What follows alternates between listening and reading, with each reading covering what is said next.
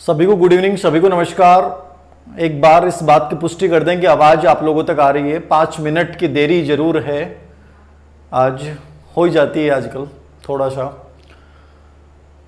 आवाज़ आ रही है? आ गया हूँ। नमस्कार, सभी को नमस्कार। वीडियो चल नहीं रहा क्या? अभी तो चल रहा होगा, नहीं चल रहा है?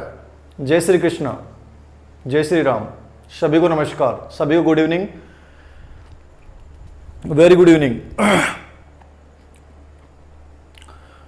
लर्निंग विथ मोटिवेशन वाली क्लास की ये 31वीं सीरीज है और बड़े महत्वपूर्ण प्रश्नों को अब तक हम लोगों ने हल किया है, जाना है और एक प्रकार से उन प्रश्नों की तह तक जाने की कोशिश की है जिन प्रश्नों को लेकर आप बड़े चिंतित रहते हैं, जिन प्रश्नों को लेकर आपके दिमाग में बहुत सारे कंफ्यूजन रहते हैं। उन कंफ्यूजन को दूर करने की मैंने कोशिश की है और प्रयास भी रहेगा। कुछ टॉपिक्स ऐसे रह गए हैं जिनको लेकर आपका बहुत ज्यादा डिमांड रहा है कि सर आउटकम्स ऑफ लर्निंग के ऊपर एक बिंदु आप पढ़ाएं। आउटकम्स ऑफ लर्निंग में समझा दूंगा, कल्पना में आप लोगों को समझा दूंगा, लॉजिक की बात हम लोग कर लेंगे। जो छोटे मोटे टॉपिक आप लोगों को लगा है कि सर नहीं हो पाए हैं, वो किसी न किसी रूप में मैं करवा दूंगा, याद रखना, ठीक है। एक बच्चे का कमेंट था, उस कमेंट से शुरुआत करता हूं और कमेंट ये था कि सर रिट का एग्जाम आ चुका है और एक प्रेशर था हमारे ऊपर परिवार में कि दादाजी हैं वो बीमार हैं और मुझे उनसे मिलना जाना चाहिए कि नहीं जाना चाहिए। तो मैं एक बात कहूंगा आप लोगों को, उस बच्ची के माध्यम से, वो बहुत अच्छी बच्ची, वो उससे लगा कि मेरे लिए कंपटीशन भी महत्वपूर्ण है और ये ऐसे बहुत बार हमारे लोगों के साथ होता है। मैं एक बात कहूंगा, किसी भी कंपटीशन को क्रैक करने के लिए बहुत ज्यादा समय नहीं होना चाहिए, बहुत ज्यादा समय की जरूरत नहीं होती है, लेकिन दुआओं की बहुत बड़ी जरूरत होती है। तो इस समय जो हमारे घर में बड़े बुजुर्ग हैं, हमारे रिश्तेदारी में बड़े बुजुर्ग हैं, उनका एक बहुत बड़ा योगदान रहता है, उनका बहुत बड़ी भूमिका रहती है।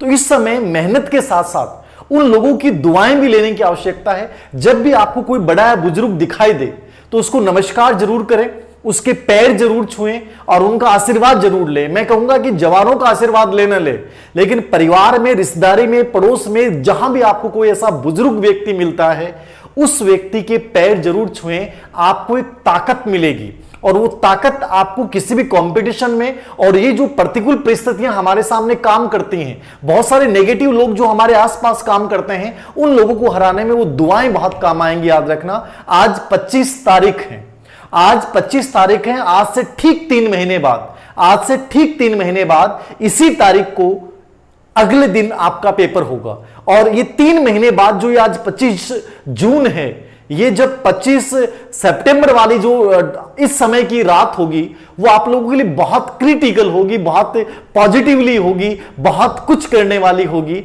तो मैं उम्मीद करता हूं कि आने वाले 3 महीने, अब तक क्या किया है कोई फर्क नहीं पड़ता, लेकिन आने वाले 3 महीने का एक एक दिन आप लोगों के दीवार पे लिखा जाना चाहिए कि आज ये दिन बीता है, कल वो दिन बीतेगा और मुझे बहुत बेटर करना है, याद रखना। और 3 महीने में 0 से लेकर शिखर तक पहुंचा जा सकता है। डरिएगा मत। कोई कहता है मैंने 5 बार पढ़ लिया, कोई कहता है मैंने 7 बार पढ़ लिया, कोई वो करता है, कोई ये करता है। मैं कहता हूं कि 7 से 8 घंटे भी स्टडी यदि अच्छे से कर लेते हो तो बेटर है, और उससे ज्यादा पढ़ते हो और आपको पढ़ने में आनंद आता है तो वो आप बोनस में जी के जा रहे हैं, याद रखना। विश्वास, एक ही चीज को याद रखना कि हम जीत जाएंगे, बस इस हौसले को बनाए रखिएगा। आज पहला प्रश्न आप लोगों के सामने है लर्निंग विथ मोटिवेशन वाली क्लास में, और पहला प्रश्न क्या है देखिए, रीट में आया हुआ प्रश्न है आप लोगों के सामने और इस प्रश्न का निहितार्थ क्या है यह आपको समझना है। निम्नलिखित में से कौन सा उदाहरण अधिगम को प्रदर्शित करता है? सिंपल सी चीज समझनी है। लर्निंग की मैं बात कर रहा हूं। लर्निंग का मतलब क्या होता है? व्यवहार में होने वाला वांछित परिवर्तन, व्यवहार में होने वाला प्रगतिशील परिवर्तन, व्यवहार में होने वाला वांछित, अपेक्षित और प्रगतिशील परिवर्तन को अपन क्या बोलते हैं? लर्निंग बोलते हैं। समझ में आ रहा है? लर्निंग यानी हमारे व्यवहार में होने वाला वो परिवर्तन जो एक प्रकार से स्थायी स्वरूप में होता है, उसको लर्निंग कैटेगरी में माना जाता है। अब यहां 4 ऑप्शन है। 8 में आप लोगों के सामने आया है, हाथ जोड़कर अध्यापक का अभिवादन करना, सम्मान करेंगे। गुरुजी जब सामने आए तो गुरुजी को हमने नमस्कार किया, हमने अभिवादन किया। हमारे परिवार में कोई बड़ा बुजुर्ग आया, हमने अभिवादन किया। स्वादिष्ट भोजन देकर मुंह में प्यार का आना, चढ़ना, भागना और फेंकना। अब देखिए, चढ़ना, भागना और फेंकना ये तो तीनों क्या है? गामक कौशल है। कौन से कौशल हैं? गामक कौशल, मोटर स्किल है। मोटर स्किल, इनको आपको सीखने की आवश्यकता नहीं है, ये परिपक्वता आधारित क्रियाएं हैं, तो ये अपने आप भी होती हैं, याद रखना। स्वादिष्ट भोजन देखकर मुंह में पानी आना, स्वादिष्ट भोजन को देखकर मुंह में पानी आया, ये एक नेचुरल क्रिया है, ये आपकी एक स्वाभाविक क्रिया है, याद रखना। कौन सी क्रिया है? स्वाभाविक क्रिया, ये अपने आप आएगी, ये कंडीशनिंग है हमारे भोजन के साथ, तो ये नेचुरल प्रोसेसिंग है, एक यूसीएस है, ये अपने आप होगा, याद रखना, ठीक है।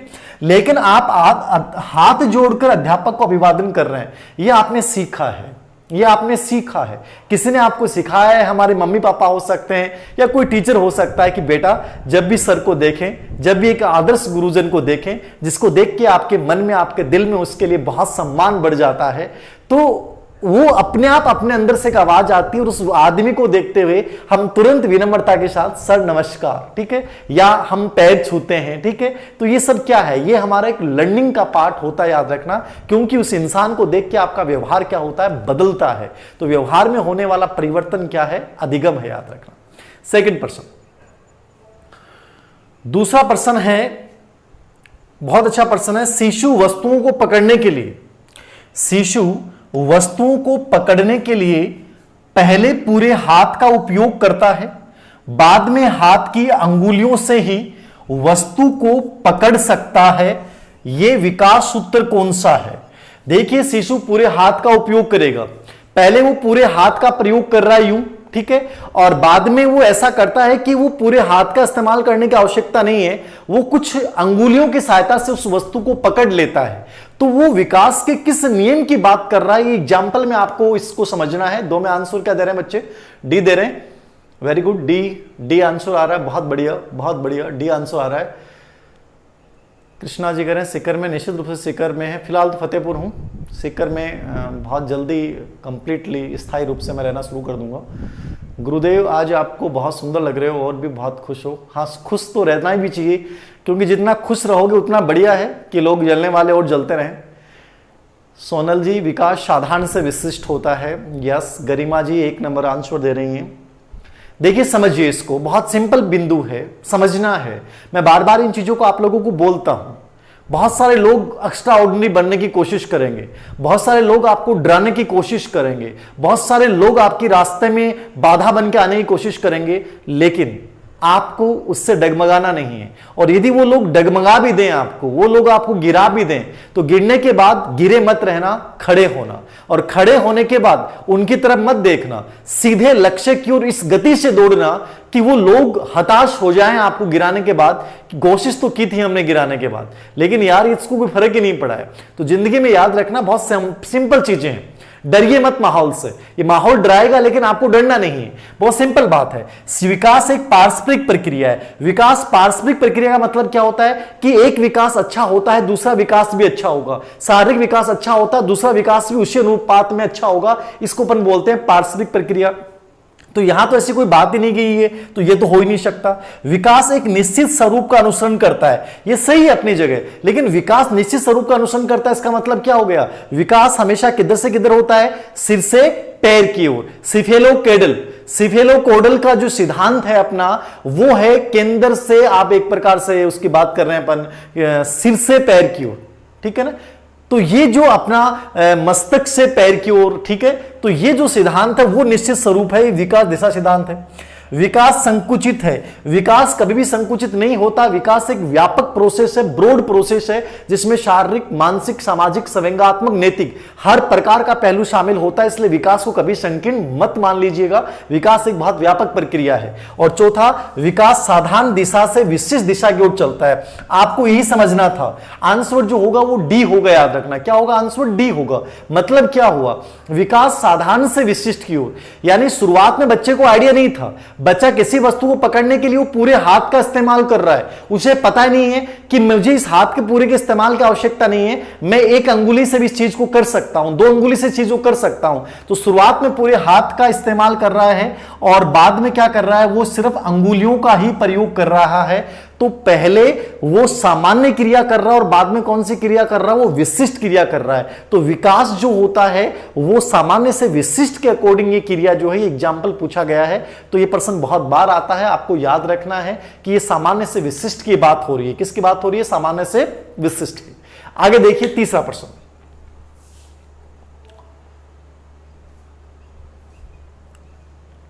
बहुत बढ़िया प्रश्न है ये भी आपके आर्ट में आया था और बड़ा विवादित रहा है प्रश्न भी। देखिए क्या है प्रश्न, क्यों विवादित रहा, क्या मतलब है इसका।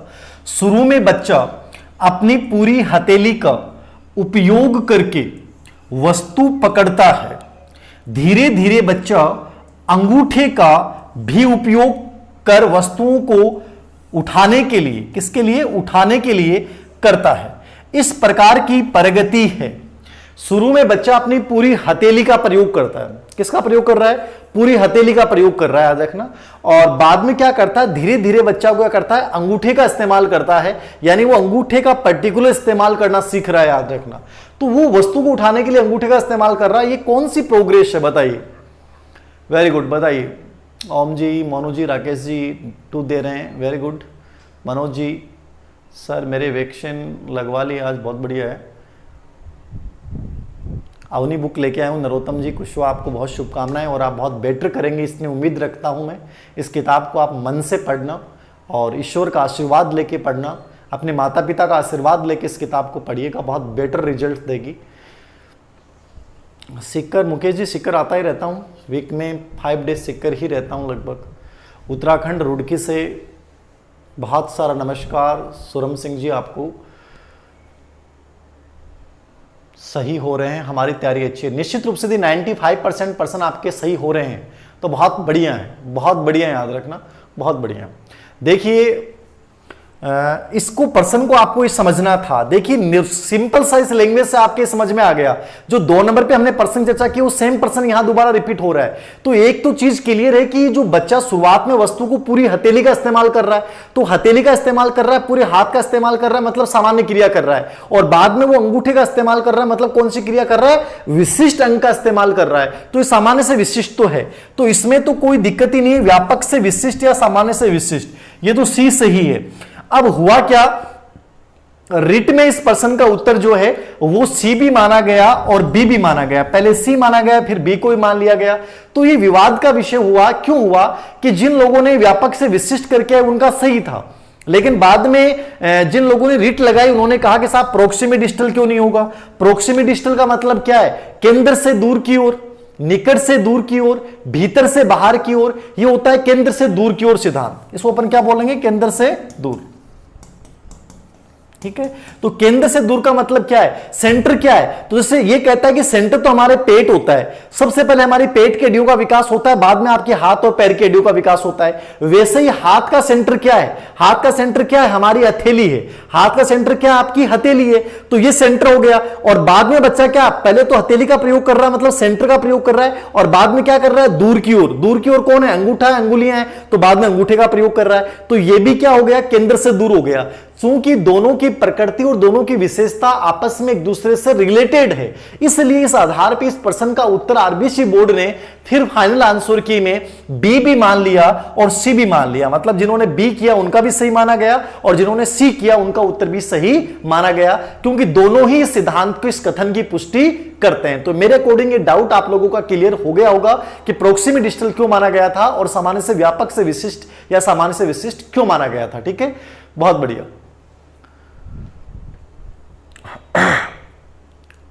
सर मैं आपसे मिलना चाहता हूं, जरूर आपको मौका मिलेगा क्योंकि आप सिलेक्शन लेंगे, ये मेरी शुभकामनाएं आप लोगों को।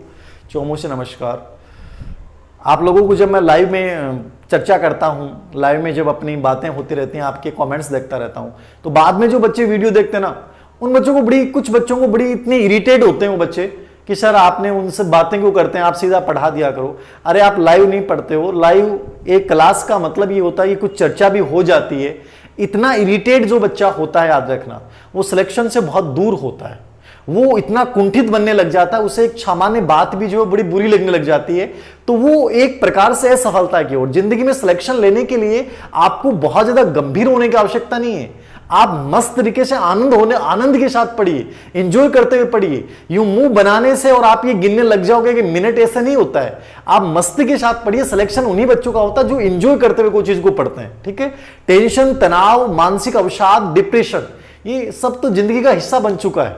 कल मेरा एक इस पे एक बहुत अच्छा वीडियो भी है हमारे IAS Pradeep Kumar board sir के साथ, मेंटल हेल्थ के ऊपर, मानसिक स्वास्थ्य के ऊपर, कि किस प्रकार से डेली मानसिक रूप से अस्वस्थ लोगों की संख्या बढ़ती जा रही है। तो ऐसे लोग जो होते हैं ना वो मेंटली अस्वस्थ होते जा रहे हैं, अब वो पागलपन होने वाली स्थितियां आ जाएंगी। जैसे अब 3 महीने बचे हैं, देखना कल से। अब तो पॉजिटिवली रहा करो, मस्त रहा करो, ज्यादा टेंशन मत लिया करो। सोबर कह दिया, मस्त रहना सीखो, मस्त रहना सीखो।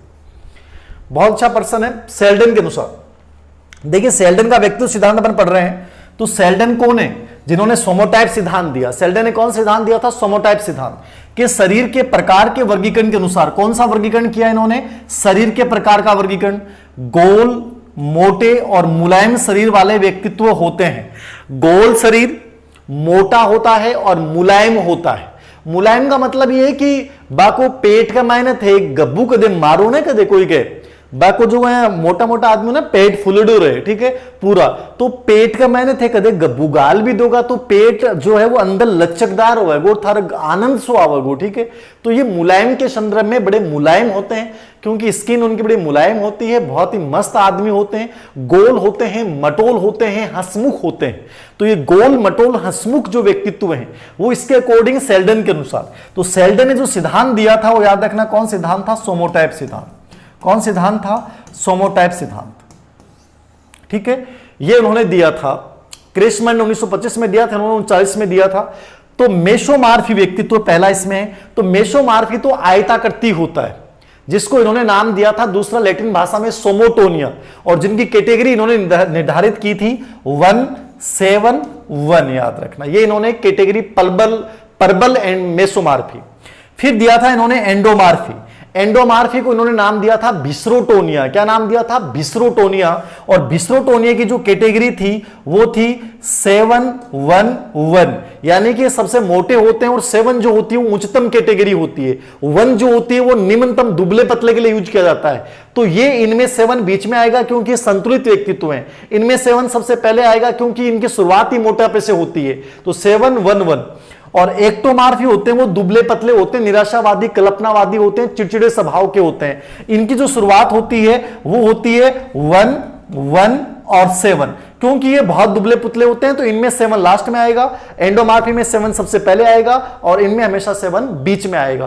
तो ये 3 कैटेगरियां थी। सोमोटोनिया इसी मेसोमार्फी का एक प्रकार होता है, याद रखना। तो यहां वर्गीकरण में गोल, मोटा और मुलायम पूछ रहा है, तो गोल, मोटा और मुलायम पूछ रहा है, इसका मतलब आंसर क्या है? ये एंडोमार्फी, जिसको इसने क्या नाम दिया था? एक बिस्रोटोनिया नाम भी दिया गया था। क्या नाम दिया गया था? बिस्रोटोनिया व्यक्तित्व है, ठीक है। तो ये याद रखना, इंपॉर्टेंट पर्सन है बी। बहुत बढ़िया।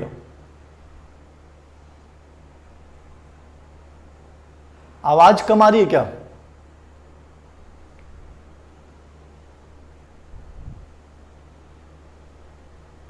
आवाज कम आ रही है क्या? एक बार बताना, कुछ बच्चों कमेंट आ रहे थे आवाज कम आ रही है। बुक्स का वीडियो डाल देंगे और बताओ सर जी आवाज कम है, ऑफलाइन कोचिंग आवाज कम है। तो देख लेता हूं मैं, आवाज कम तो नहीं होनी चाहिए, एक बार देख लेता हूं आवाज यदि कम है तो। हेलो हेलो, कम तो नहीं है यार, कैसे बता रहे हो आप? हेलो हेलो, कम मेरे अकॉर्डिंग नहीं होनी चाहिए, सही आनी चाहिए ना, सही आ रही ना आवाज, ठीक है। 5 नंबर का प्रश्न आंसर देखिए आप। अगला प्रश्न 5 नंबर पे, अधिगम प्रक्रिया में अनुक्रिया तो पहले जैसी रहती है लेकिन परिस्थिति परिवर्तित हो जाती है। अधिगम प्रक्रिया में अनुक्रिया तो पहले जैसी ही रहती है लेकिन परिस्थिति परिवर्तित हो जाती है। यह थॉर्नडाइक के किस नियम के अंतर्गत आता है? किस नियम के अंतर्गत आता है? अपनी जो मेगा टेस्ट होगा, जो पहला टेस्ट हो चुका है, वो दूसरा जो मेगा टेस्ट होगा वो 2 जुलाई को पॉसिबली हम आयोजित करेंगे। 2 जुलाई का हमारा रहने का है लगभग। तो 2 जुलाई को अपना एक बार सिलेबस कंप्लीटली कर लीजिएगा। 2 जुलाई को दोबारा एक मेगा टेस्ट होगा, बोर्ड एग्जाम पैटर्न के ऊपर वो आयोजित किया जाएगा, अवनी एजुकेशन ऐप के ऊपर वो जो है वो आयोजित किया जाएगा। और ऐप को जो आप जब डाउनलोड करें तो ऐप को रेटिंग जरूर अच्छी दिया करो, क्योंकि कुछ लोग नेगेटिवली पीछे लगे हुए हैं, वो कोशिश करते हैं कि नेगेटिवली रेटिंग देने के लिए, ठीक है। तो मेरा आपसे रिक्वेस्ट रहेगा कि गिराने की कोशिश बहुत सारे लोग करेंगे, लेकिन आप लोगों का प्रेम जो है बहुत पॉजिटिवली मेरे साथ रहना चाहिए। अधिगम प्रक्रिया में अनुक्रिया जो पहले जैसी रहती है लेकिन परिस्थितियां परिवर्तित हो जाती हैं, थॉर्नडाइक के किस नियम के अंतर्गत आता है? तो थॉर्नडाइक के किस नियम के अंतर्गत आता है? बहुत सिंपल प्रश्न है, बहुत अच्छा प्रश्न है और यह प्रश्न आपको समझना भी है। डी आंसर बता रहे हैं, डी आंसर बता रहे हैं, वेरी गुड, बहुत बढ़िया। मेरे वाले में कम क्यों है, क्या आ रहा है? देर सिंह सर के चेले के क्या हुआ भाई? सही आ रही है ना? कोई बात नहीं, आवाज दोबारा एक बार मोबाइल में कई बार प्रॉब्लम हो जाती है। जैसे मेरे पास 2 मोबाइल हैं, तो एक मोबाइल में आवाज में कोई भी वीडियो चलाता हूं तो कम आती है, दूसरे में अच्छी आ जाती है। तो क्या होता है, मिट्टी जम जम के ना मोबाइल भी खराब हो गया। मिट्टी, इतनी आंधियां चलती हैं तो मिट्टी जो है वो जम जाती है और फंगस जो है चारों तरफ हमारे तरफ फैले हुए हैं तो वो भी कब्जा कर लेते हैं। तो इसलिए कोई दिक्कत नहीं है, सब प्रश्न आ जाएंगे, टेंशन मत लिया करो। थे जितना भी प्रश्न आऊंगा ना थारा सगड़ा आ जाएगा और जो भी थारी टेंशन है बस सब दूर हो जाएंगी। थे तो मस्त रिया करो, बढ़िया खाया पिया करो, जूस वूस पिया करो, पानी खूब पिया करो, बड़ों का आशीर्वाद लिया करो और मस्त रहा करो। दूसरों की बुराइयों में विश्वास मत रखा करो, बड़ा मजा आएगा, जिंदगी बहुत बेहतरीन बनने वाली है। जो बीएड सेकेंड ईयर वाले बच्चे हैं उनको मैं कहूंगा कि एग्जाम आप दे लेना और सेकंड ग्रेड की भर्ती आ रही है, स्कूल लेक्चर की भर्ती आ रही है, खूब भर्तियां आ रही हैं, आप मस्त रह के तैयारी करो। जितना करोगे उतना बेटर होगा। ये मत सोचिए कि हम शामिल हो रहे हैं, नहीं हो रहे हैं, आप तो शामिल हो रहे हो।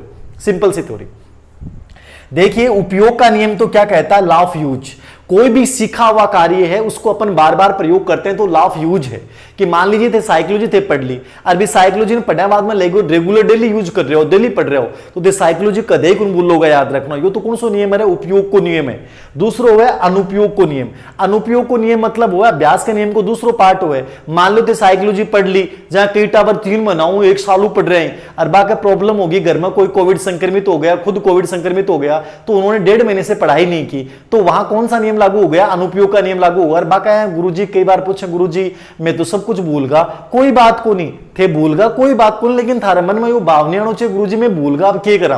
तो अनुपयोग का नियम लागू हो जाता है। आप कोई चीज को रिपीट नहीं करोगे, कोई चीज को दोहराओगे नहीं, तो वहां लॉ ऑफ डिसयूज लागू होता है। इसको अपन बोलते हैं डिसयूज का नियम या यूज का नियम। तो अनुपयोग का नियम लागू हो गया, आप दोबारा रिपीट करोगे तो चीजें दोबारा रिकॉल होना शुरू हो जाएंगी। ठीक है। अभ्यास का नियम ये कहता है करत करत अभ्यास के जड़मत होई सुजान। जिंदगी में एक चीज याद रखो, 20 किताबों को पढ़ने की आवश्यकता नहीं है, एक किताब को 20 बार पढ़ डालो। ये कौन सा नियम कहता है? अभ्यास का नियम ये कहता है एक चीज के पीछे पड़ जाओ, वो चीज आपके पास जरूर चल के आएगी। जिंदगी में चाहे प्रेम की बात कर लो, जिंदगी में चाहे बिजनेस की बात कर लो, जिंदगी में चाहे प्रतियोगी एग्जाम की बात कर लो, कोई भी चीज की बात कर लो, लेकिन चुनो हमेशा एक चीज को और उस चीज के इस कदर पीछे पड़ जाओ कि एक दिन वो चीज आपके पास आएगी। अभ्यास का नियम कहता है करत करत अभ्यास के जड़मत होई सुजाए।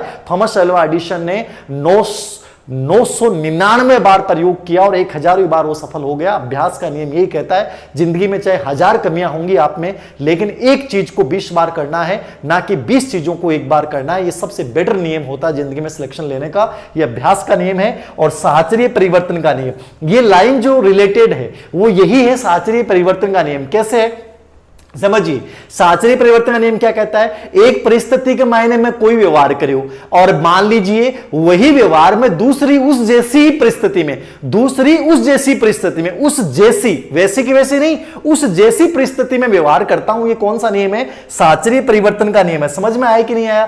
कि भाई मैंने पिछले एग्जाम में ये किताब पढ़ी थी और मेरे कुल मिला के फायदा हुआ, तो आप उससे रिलेटेड जैसे कि दूसरे एग्जाम कि मान लीजिए फर्स्ट ग्रेड में मान लीजिए अपनी किताब में से लगभग 30 में से 30% आया उन्हीं मनोविज्ञान में से। अब मान लो कोई फर्स्ट ग्रेड टीचर खूब सारे लगे, वो कहते हैं अरे सर की किताब बहुत अच्छी आती है और आप इसमें ही पढ़ो, तो आपने उनके उस सुझाव को स्वीकार किया उन जैसे समान परिस्थिति में। तो कौन सा नियम है? साहचर्य परिवर्तन। फिर भी समझ में नहीं आओ तो सिंपल सा एग्जांपल ले लो कि प्रेम और प्रेमिका है, दोनों एक दूसरे में बहुत चाव है, ठीक है, लेकिन दुनिया की नजर इतनी बुरी है, दुनिया इतनी अडिग रहती है, कैसे बीच में टांग अड़ाई जाए। तो मान लीजिए आप दोनों अलग हो गए। अब अलग हो गए तो आप कुछ समय बाद में जब आपको उसकी याद आती है, तो याद आती है तो आप क्या करते हो? जैसे आप हमेशा उससे बातें करते थे फोन पे, उसको देख के बड़े खुश होते थे, नजरे से नजरें मिलती थी, बड़ा अच्छा लगता था, ठीक है। अब मान लो वैसी परिस्थिति तो है नहीं, तो आप कोई दूसरी समान परिस्थिति में वैसा फील कर रहे हो, ठीक है ना। उसकी फोटो लेकर मोबाइल में देखकर ऐसा लग रहा है कि मैं उसकी तरफ देख रहा हूं, वो मेरी तरफ देख रही है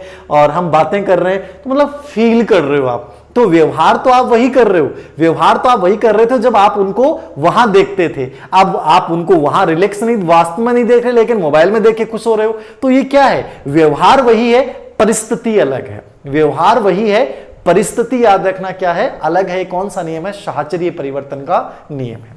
तो डी आंसर हो जाएगा। क्या आंसर हो जाएगा? डी।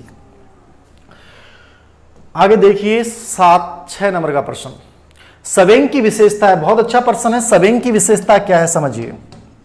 सवेंग की विशेषता, यह प्रश्न बायोलॉजी स्कूल लेक्चर में आया हुआ प्रश्न है और इस प्रश्न को लेकर कंफ्यूजन इसलिए हुआ, इस प्रश्न को लेकर कंफ्यूजन इसलिए हुआ क्योंकि इस प्रश्न का आंसर को लेकर आपके दिमाग में आएगा कि सर इसका आंसर क्या होना चाहिए। पहले आंसर बताओ आप लोग।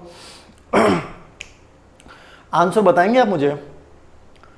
सभी को नमस्कार, सभी को गुड इवनिंग, सभी को बहुत सारा आशीर्वाद। जिंदगी में बहुत उन्नति करें आप, बहुत ऊंचाइयों को छुएं, याद रखना। बहुत दुआएं मैं करता हूं आप लोगों के लिए, बहुत दुआएं हैं आप लोगों के लिए। और भगवान से, बड़े बुजुर्गों से आशीर्वाद जरूर लिया करो। बहुत पॉजिटिविटी आएगी, बहुत पॉजिटिविटी आएगी। हमारी विरासत है, हमारी धरोहर हैं हमारे बुजुर्ग, हमारे दादाजी, हमारे नाना जी, हमारे जो भी परिवार में बड़े हैं। खूब आशीर्वाद लें उनका, बहुत बहुत अच्छा लगेगा, बहुत अच्छा लगेगा। लाइब्रेरी ज्वाइन कर लें, जहां घर में पढ़ाई नहीं हो रही है शहर चले जाएं, लेकिन ये 3 महीने का समय इसको खोइएगा मत, याद रखना। ये लौट के नहीं आएगा, इतिहास बन जाएगा और इतिहास उन्हें अंगीकार करेगा जो सफलता का इतिहास रचता है।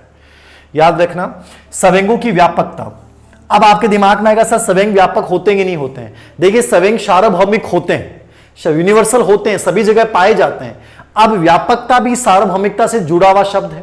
विचार प्रक्रिया का कार्य नहीं करना एकदम सही है। जब इमोशंस आते हैं, जब आदमी को गुस्सा आता है तो आदमी सोच नहीं पाता कि मैं क्या बोल रहा हूं, मैं क्या बोल रहा हूं और मैं क्या व्यवहार कर रहा हूं। गुस्सा जब आता है, एंग्री मूड जब होता है, तो किसी के भी उठा के अपन फेंक देते हैं, अपन मोबाइल को तोड़ देते हैं, घर की किसी बेशकीमती वस्तु को तोड़ देते हैं। यानी गुस्सा, सवेंग जो है वो विचार प्रक्रिया को, मानसिक प्रक्रिया को एक प्रकार से उस समय सोचने समझने की शक्ति को डैमेज कर देता है। याद रखना कौन? सवेंग। ठीक है। सवेंगों की अस्थिरता, अब ये यहां पे गलत है।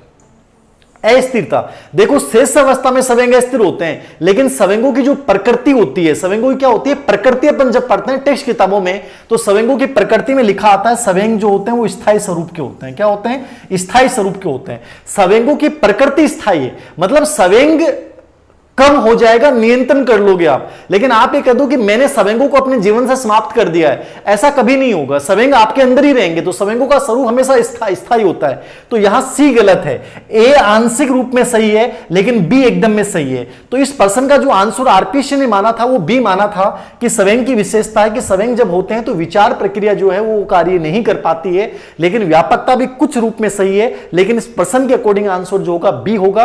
अस्थिरता सिर्फ शेष अवस्था की विशेषता है। वैसे सवेंगों की जो प्रकृति अपन पढ़ते हैं तो वहां सवेंगों का स्वरूप जो माना जाता है वो स्थायी माना जाता है। तो ये बायोलॉजी स्कूल लेक्चर में आया हुआ प्रश्न है। तो आंसर क्या हो जाएगा यहां पे? बी। आंसर क्या हो जाएगा? बी आंसर हो जाएगा। क्या होगा? B answer. तो बी आंसर ही आरपीसी ने माना, आपको बी ही करके आना है। क्या करके आना? बी ही करके आना। 7 नंबर, मध्य बचपन अवधि, इसको लेकर बड़ा कंफ्यूजन था। मध्य बचपन अवधि ये उत्तराखंड वाले एग्जाम में भी आया हुआ है और एक एग्जाम में और भी आया हुआ है, मध्य बचपन अवधि। तो ये याद रखना, मध्य बचपन अवधि का कंफ्यूजन। देखिए 2 से 6 वर्ष का जो समय होता है इसको तो अपन बोलते हैं पूर्व बाल्य अवस्था। कौन सी अवस्था? पूर्व बाल्य अवस्था या पूर्व बचपन अवस्था। ठीक है। 6 से 11 वर्ष को अपन बोलते हैं, कुछ लोग इसको मध्य बचपन अवस्था कह दें या बाल्य अवस्था कह दें, या इसको आप उत्तर बाल्य अवस्था भी कह सकते हैं। ये दोनों शब्दों के लिए यूज होता है, मध्य बाल्यावस्था या उत्तर बाल्यावस्था। क्योंकि पूर्व बाल्यावस्था क्या हो गया? 2 से 6 वर्ष। तो 6 से 11 वर्ष भी मध्य बाल्यावस्था है और 6 से 11 वर्ष को आप उत्तर बाल्यावस्था भी कह सकते हैं। या जैसे कि एक एग्जाम में प्रश्न आया, वहां 6 से 10 ही लिखा हो तो 10 सही हो गया। ये नहीं होगा कि 6 से 11 भी लिखा होगा, 6 से 12 भी लिखा होगा। बाकी बेस्ट आंसर 6 से 12 होता है, लेकिन जैसा ऑप्शन है उसके अकॉर्डिंग उत्तर करना है। 10 वर्ष के बाद का समय जो किशोर अवस्था का शुरू हो जाता है 11 वर्ष से, और जन्म से 2 वर्ष का जो समय है उसको अपन बोलते हैं शेष अवस्था। क्या बोलते हैं? शेष अवस्था, इन्फेंसी स्टेज। ठीक है। तो ये याद रखना, मध्य बाल्यावस्था और उत्तर बाल्यावस्था जो 6 से 11, 6 से 12, 6 से 10 वर्ष को कहा जाता है। आर्मी अल्फा परीक्षण जो है वो ऑर्थर ओटिस ने बनाया है। अब इसको लेकर आप कंफ्यूजन हो सर कि आर्मी अल्फा परीक्षण तो विकिपीडिया पे डाल रखा है, एकदम से डेफिनेटली गलत डाल रखा है। आर्मी अल्फा और आर्मी बीटा का प्रतिपादक ऑर्थर ओटिस था। साइकोलॉजी की मनोवैज्ञानिक परीक्षण की कोई भी अच्छी किताब उठा के देखेंगे, ऑर्थर्स ओटीसी मिलेगा, एग्जाम में आया हुआ, आपको ऑर्थर ओटीसी करके आना है। विकिपीडिया पे सूचना डाली जाती है लेकिन वो कंप्लीटली ऑथेंटिक नहीं होती है, टीचर्स उसको कॉपी कर लेते हैं और उनको बताना शुरू कर देते हैं, वो वास्तव में बहुत बड़ी भ्रांति है और आप बड़े कंफ्यूजन हो जाते हो। इसलिए मैं आपको कहता हूं कि एक जगह विश्वास रखा करो, जितनी ज्यादा आप यूट्यूब्स देखोगे, जितनी ज्यादा आप किताबें पढ़ोगे, उतनी ज्यादा कंफ्यूजन हो जाओगे। मैंने आपको कहा एक किताब को 20 बार पढ़ो, ना कि 20 किताबों के चक्कर में पढ़ो। ये नियम बार बार मैं आपको अप्लाई करता हूं, लेकिन मूर्खों के सामने बांसुरी बजाना बेवकूफी है। याद रखना, मैं कितना भी कुछ कह दूं, मैं कितना भी आपको लोगों को बता दूं, मैं निस्वार्थ बोलता हूं, निष्पक्ष बोलता हूं, क्लियरली बोलता हूं, हर चीज में बिना स्वार्थ के बोलता हूं, याद रखना। लेकिन उसको भी लोग गलत समझ लेते हैं, याद रखना, ठीक है। तो कोई फर्क नहीं पड़ता। मैंने आप लोगों को अब ज्यादा कहना छोड़ दिया है, मन मर्जी करोगे जो भी करोगे आप। 8 नंबर का प्रश्न, मां बाप के साये से बाहर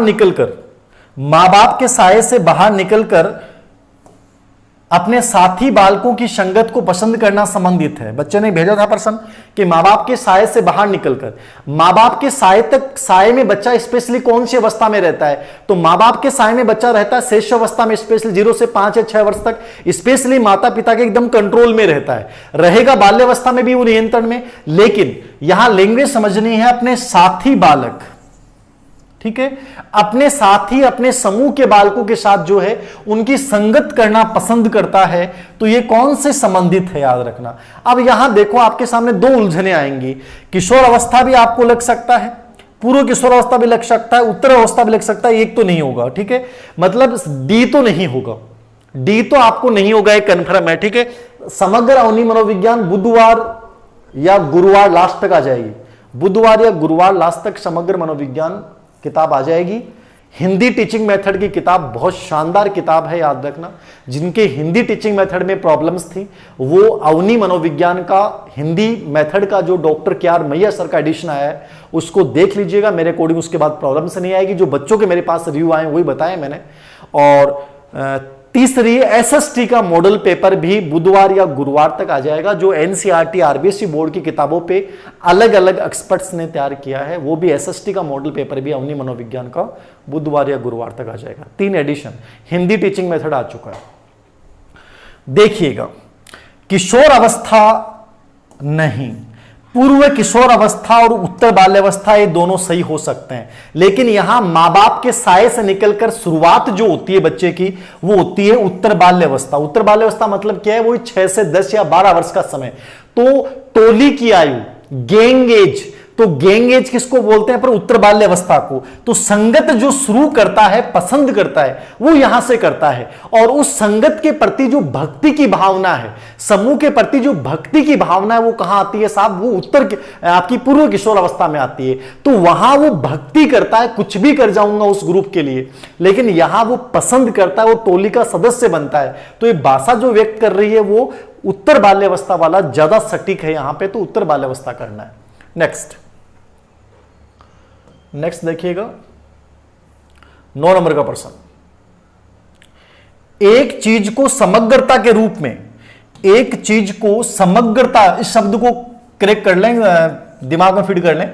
इस एक चीज को समग्रता के रूप में इसके अध्ययन से सीखा जा सकता है। यह कथन किस शिक्षण सिद्धांत पर आधारित है? किसी भी चीज को समग्रता के आधार पे, संपूर्णता के आधार पे अपन सीख सकते हैं। यह समर्थन कौन सा इनमें से अधिगम सिद्धांत, शिक्षण सिद्धांत करेगा? बताइए।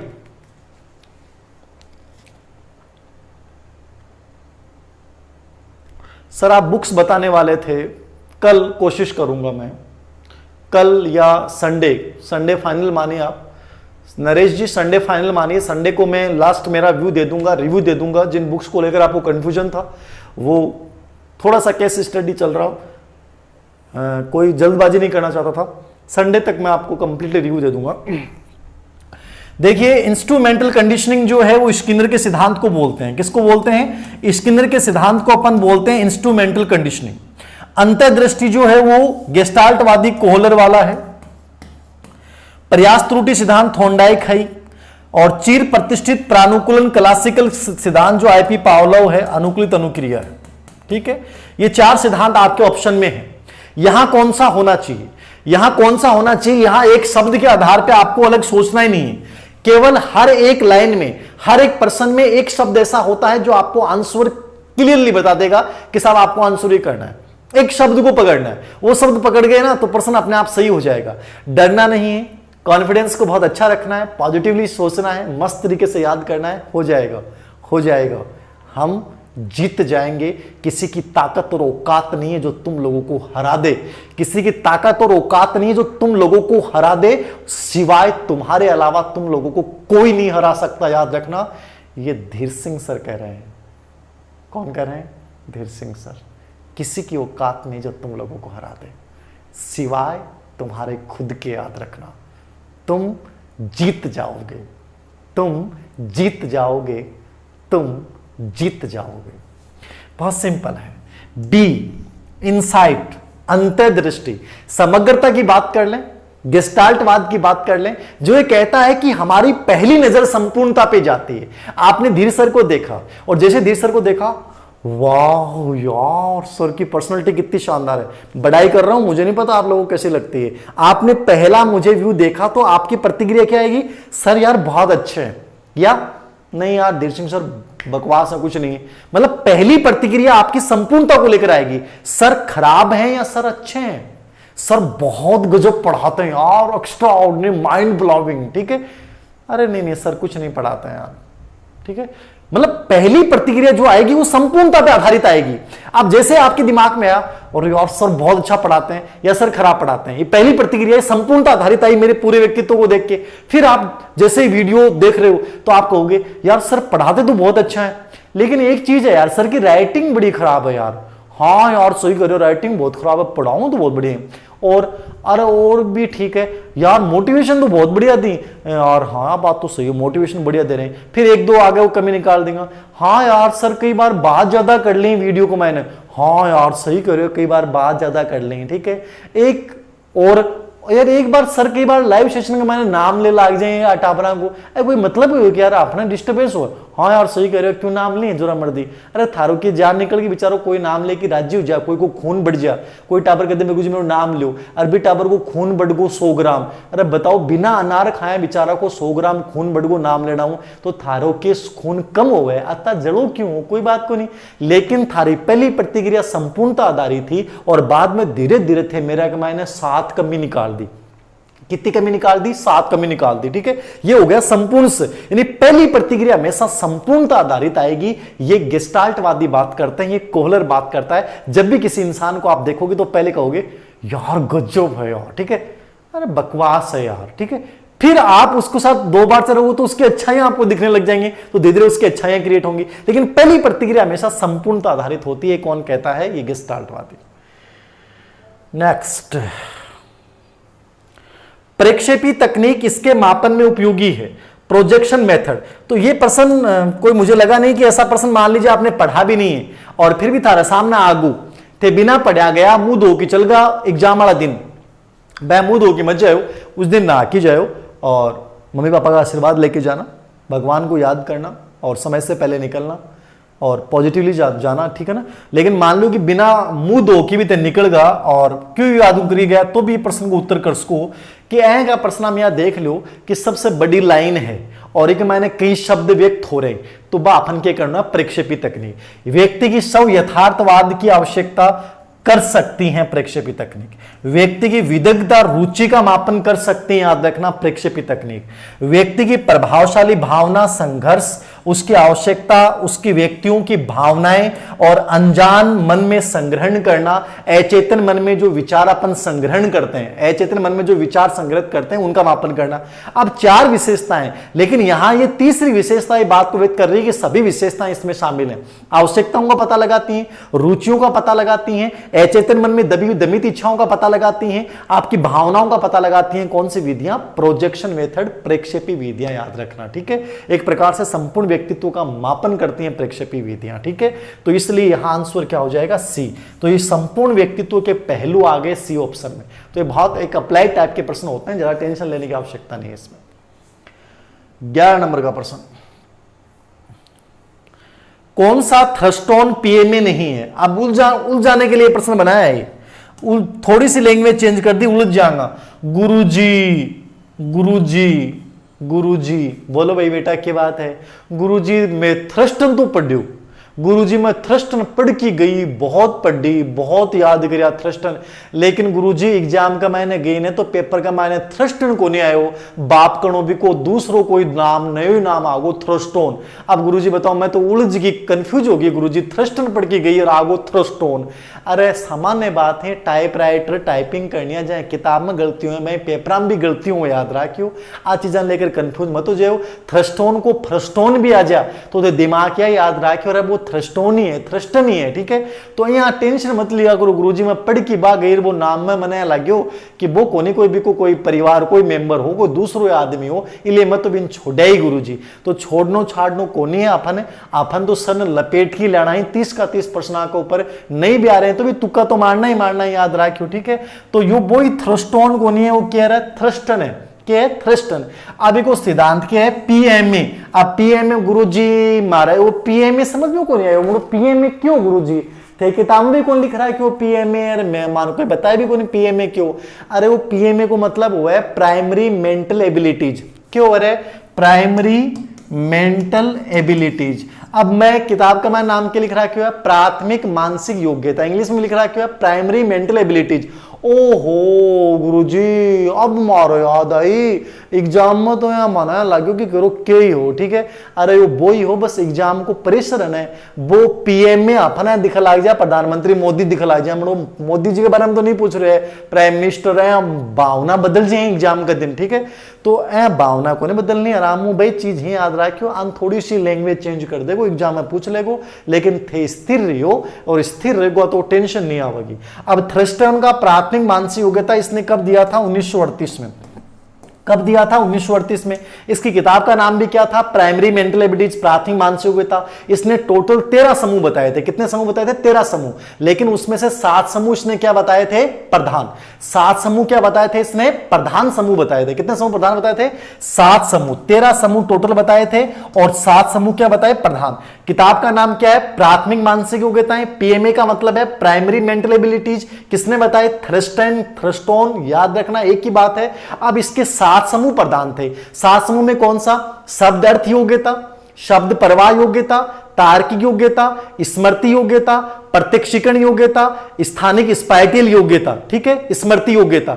ये 7 समूह प्रधान थे। तो इन 7 समूह में से कौन सा समूह नहीं है? संख्या मतलब आंकिक योग्यता।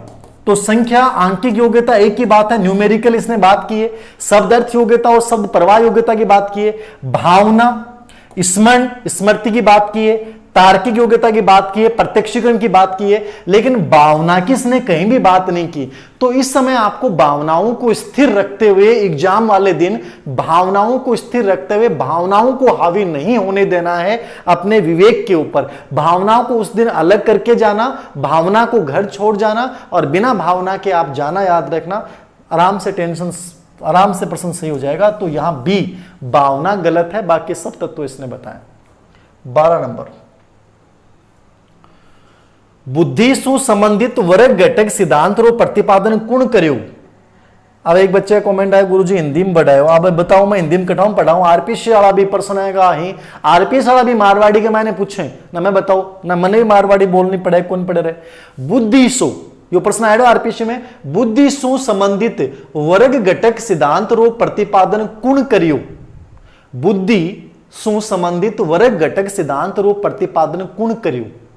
कुण को मतलब हुआ है राजस्थानी मारवाड़ी का मायने तो कौन, किसने किया, ठीक है। कोई मान लो उत्तराखंड को टावर देख रहे हो, बुद्धि सुसंबंधित, बुद्धि से संबंधित वर्ग घटक सिद्धांत रो प्रतिपादन कुण कर्यो। कुण मतलब किसने किया, बताओ। G Thomson, Thorndike, Cyril Burt, Spearman. C B D A B C आ रहा है। Love you Anil ji, love you. आपको भी बहुत सारा बनाए रखना इस लव यू को, बांध के रहा है क्यों आप लव यू एग्जाम तक। अनिल जी, जगदीश प्रसाद मीणा जी 12 बी बता रहे हैं आप, वेरी गुड। सी बरट बता रहे हैं, सर मैं फर्स्ट बार क्लास ले रही हूँ। कविता जी बहुत शुभकामनाएं आपको कि आपके जीवन में मेरी क्लासें कहीं ना कहीं उपयोगी साबित हों आपके लिए। मैना जी सी बी। अब देखो समझना, इसलिए मैंने ये प्रश्न लेके आता हूं आप लोगों के सामने कि आपको भड़काना नहीं है, आपको वो चीज देनी है जो एग्जाम में आई हुई है। आ जाए तो क्या है, ये बहुत इंपॉर्टेंट श्रृंखलाएं करवाई है मैंने सब के सब आप लोगों को। देखिएगा, बुद्धि से संबंधित वर्ग घटक सिद्धांत। वर्ग घटक सिद्धांत किसको बोलते हैं, आप कंफ्यूजन मत होना। एक सिद्धांत आता है, नाम आता है प्रतिमान, एक नाम आता है प्रतिदर्श सैंपल थ्योरी। इसको बोलते हैं अपन सैंपल। सैंपल को मतलब समझो कि नमूना। जैसे आप सभी लोग क्या हो, नमूने। नमूने मतलब किसके, नमूने किसके हो, अरे नमूने किसके हो आप बताओ, मतलब नमूने किसके हो। मैं ऑफलाइन क्लासेस में बात पूछता हूं, ऑफलाइन क्लासेस शुरू होने वाले हैं जल्दी, तो ऑफलाइन क्लासेस में बात पूछना, ऑफलाइन पूछता है टापर कहते हैं गुरुजी मम्मी और पापा का। मैं उनको एक जवाब देता हूं, अरे छोटी सोच मत रखा करो, मन में भी पता थे मम्मी पापा का नमूना हो, विस्तृत सोच बनाओ। आप नमूने सबसे पहले हो मनुष्य के, मानव के नमूने हो। आप किसके नमूने हो, मानव के, ठीक है। मैं कोई सच थोड़ी करता हूं कि मम्मी पापा के नहीं हो, ये विस्तृत रूप रखो। नमूने हैं हम इंसान के, नमूने सैंपल है अपन लोग, ठीक है। तो सैंपल प्रतिमान, ये प्रतिमान सिद्धांत, प्रतिदर्श सिद्धांत जो दिया था वो किसने दिया था, थॉमसन ने। 1920 में दिया था शायद इन्होंने, 1920 में दिया था थॉमसन ने सिद्धांत। और ये इन्होंने स्पीयरमैन का जो द्विकारक सिद्धांत था, स्पीयरमैन का जो द्विकारक सिद्धांत था उसके विरोध में स्पेशली इसका प्रतिपादन किया। उन्होंने स्पीयरमैन के सिद्धांत की आलोचना की थी। ये 1916 या 20 डेट मेरे एग्जिट याद नहीं आ रही, 16 या 20 होनी चाहिए इसकी। तो जी थॉमसन ने दिया था ये प्रतिमान या प्रतिदर्श सिद्धांत को अपन वर्ग घटक सिद्धांत कहते हैं। इन्होंने कहा कि बुद्धि में कोई जीएस योग्यता नहीं होती, बुद्धि जो है वो सभी मानसिक योग्यताओं का थोड़ा थोड़ा अंश है। यानी बहुत प्रकार के जो वर्ग समूह है बुद्धि में, उन सभी वर्ग समूहों का थोड़ा थोड़ा प्रतिनिधित्व करता है। आप में सभी प्रकार की बुद्धियों का अंश पाया जाता है, केवल आप में जी और एस ही बुद्धि नहीं पाई जाती। इसलिए सिद्धांत का नाम जो है वर्ग घटक सिद्धांत इसको बोला जाता है। प्रतिमान, प्रतिदर्श या वर्ग घटक सिद्धांत, तीनों में से कोई भी शब्द आ जाए तो आपको उत्तर क्या करना है, जी थॉमसन। क्या करना है, जी थॉमसन, याद रखना क्या करना है, जी थॉमसन। Very good. 13 नंबर का प्रश्न है आपके सामने, बुद्धिमत्ता का संबंध किससे है। बुद्धिमत्ता मतलब आईक्यू, और आईक्यू का संबंध किससे है, बुद्धिमत्ता का संबंध किससे बताइए। केंद्रीय चिंतन, बहुआयामी चिंतन, सृजनात्मक चिंतन या उपयुक्त सभी। 13 नंबर के प्रश्न का आंसर बताएं, ए बी सी डी क्या है। सभी को नमस्कार। ए बी सी डी बताइए, ए बी सी डी। हाँ ए बी सी डी बताइए। डी में 13 में डी बता रहे हैं। Very good very good very good very good, बहुत बहुत बहुत बढ़िया बहुत बढ़िया, खूब सारा आशीर्वाद, गॉड ब्लेस यू। जिंदगी में बहुत आगे जाएं आप, बहुत खुशियां मिलें, मेरे से तो बहुत आगे जाएं आप। मैं तो ये दुआ करता हूँ मेरे से बहुत आगे जाएं, क्योंकि मेरे से तो निकल सकते हो यार, मैं तो एक साधारण इंसान हूँ ऐसा ही, मेरे से तो आगे जाओगे जाओगे आप।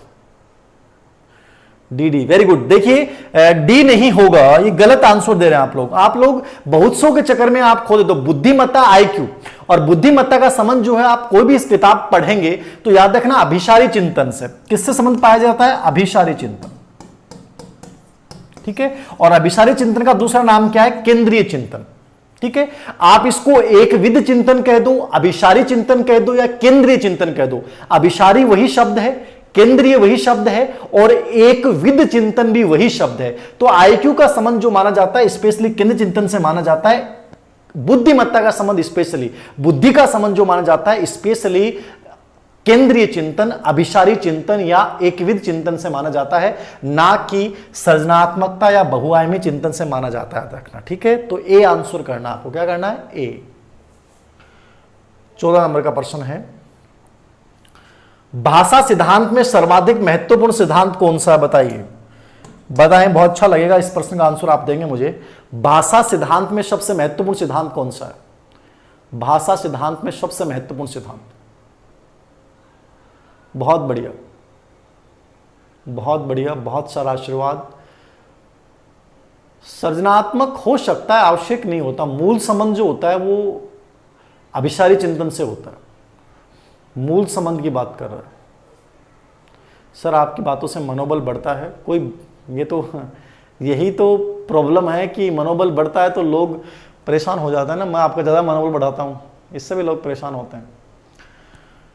योगेश चौमस्की धौलपुर से, ए। देखिए हमेशा याद रखना, भाषा सिद्धांत की जब भी बात करोगे तो भाषा सिद्धांत में सबसे इंपॉर्टेंट नॉम चॉम्स्की है, और इन्होंने भाषा का नियतिवादी सिद्धांत या मनोभाषिक सिद्धांत दिया था, जिसमें इन्होंने कहा था कि भाषा जन्मजात होती है, बच्चे सर्व भाषा व्याकरण के साथ पैदा होते हैं, जिसको इन्होंने नाम दिया था जनरेटिव ग्रामर थ्योरी। ठीक है, तो भाषा का नियतिवादी सिद्धांत, मनोभाषिक सिद्धांत, और जिसमें उन्होंने कहा था कि बच्चे सर्व भाषा व्याकरण के साथ जन्मजात लेड यंत्र की इसने बात की थी, तो नॉम चॉम्स्की सिद्धांत सबसे इंपॉर्टेंट माना जाता है। ठीक है, बेंजामिन वाहरप ने भाषाई सापेक्षता परिकल्पना का सिद्धांत दिया था कि भाषा जो विचार और चिंतन को निर्धारित करती है, मानसिक प्रक्रियाओं निर्धारित करती है। बेंजामिन वाहरप था, इनका सिद्धांत था भाषाई सापेक्षता परिकल्पना। वाइगोत्स्की, जिन्होंने भाषा के 3 प्रकार बताते हुए कहा था कि भाषा व चिंतन का विकास जो वो समानांतर होता है, और इन्होंने भाषा के विकास को चिंतन में ज्यादा सहायक माना है, चिंतन को बाद में माना, भाषा को पहले माना है वाइगोत्स्की ने। और स्किनर ने भाषा विकास में पुनर्बलन को सबसे इंपॉर्टेंट माना है। तो इन चारों का ही भाषा विकास से संबंध है, चारों का ही भाषा विकास से संबंध है, लेकिन चारों की इंपॉर्टेंस के अकॉर्डिंग अपन देखें और आपको एक आंसर करना है, तो याद रखना आंसर क्या करेंगे आप, ए आंसर करेंगे। क्या करेंगे, ए आंसर करेंगे। तो दोस्तों ये आज के एक प्रकार से 14 प्रश्न थे, शायद 14 ही हुए। कल फिर हमारी प्रयास है 15 से 20 प्रश्नों के साथ हम लोग मिलेंगे, और संडे को संभवतः एक अपन सेशन रख लेंगे जिसमें आपकी जो समस्याएं हैं उनको आप नोट कर लें, और बुक्स वगैरह को लेकर भी अपन संडे को डिस्कशन कर लेंगे। कंप्लीटली संडे का सेशन अपना रहेगा, फिक्स मान के चलें। तो संडे तक आपके दिमाग में जो भी प्रॉब्लम्स हैं वो आप नोट कर लें, उस दिन अपन बात कर लेंगे। जय हिंद, जय भारत, वंदे मातरम। खुश रहिएगा, मस्त रहिएगा, हम जीत जाएंगे, बस हौसला बनाए रखिएगा। जय हिंद।